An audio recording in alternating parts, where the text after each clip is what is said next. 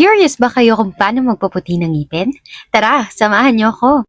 Sup everyone, it's your girl B by Tet. Dito tayo ngayon pupunta sa second branch ng Connect Teeth Dental Care sa Quezon City. Syempre bago ang lahat, kailangan ko mag-toothbrush at magtanggal ng mga jablo sa ilong ko. Ayoko makita yan ni Doc. At lumipad na nga ang aming team papuntang Quezon City.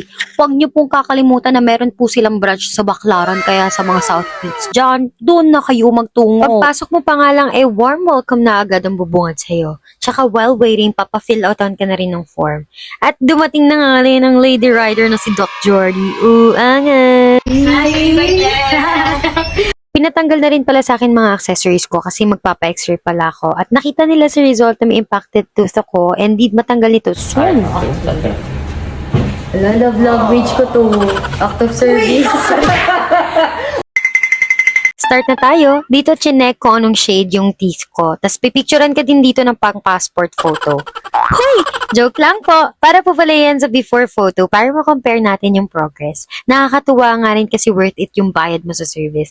And they found out na di maayos yung bite ko so need ma-fix ASAP. First step nga rito ay yung cleaning. Kailangan malinis yung ngipin natin para mag-penetrate ng maayos yung whitening solution. Sunod namang nilagay yung gum barrier to protect my gums. Mahapdi kasi kapag nadikitan ng whitening solution yung gums or yung balat. Then UV light para mag-set o mag-harden yung barrier. Next up is yung pag-apply ng whitening solution para sa first cycle.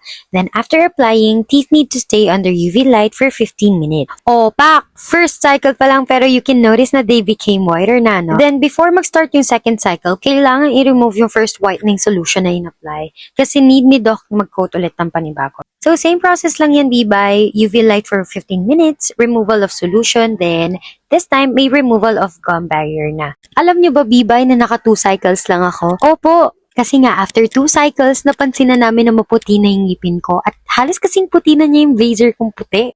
Pero syempre, hindi lang dyan nagtatapos yan. Kasi lahat ng ngipin na may pasta na visible ay kailangan pastahan ulit para mapantay sa new shade ng teeth ko. Sobrang nagustuhan ko nga yung pagkakagawa sa akin ni Dr. Jordy kasi ang pulido, tas minake sure niya na i-hone ito ng maayos.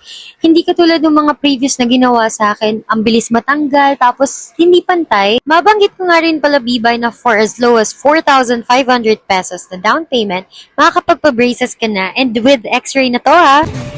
Dito naman siya, ha? Parang sila. Bigyan lang po kita, ma'am, ng konting post-operative instructions. So, bawal po muna tayo mag-any intake ng any dark food and drinks. So, example po is coffee, tea. Then, sa foods naman po, like yung mga adobo, afritada, yung may mga may itim na or any dark foods. More on water lang muna tayo para kahit paano hydrated. Pwede ka mag-pain reliever anytime kapag ka sobrang mangilo na talaga. Ang maintenance, every 6 months to 1 year, pwede tayo ulit magpa-whitening para ma-maintain natin yung whiteness. Kasi whitening is temporary lang talaga. So, mag-tone down ulit siya talaga. Lalo kapag hindi nagpapa-whitening every 6 months to 1 year.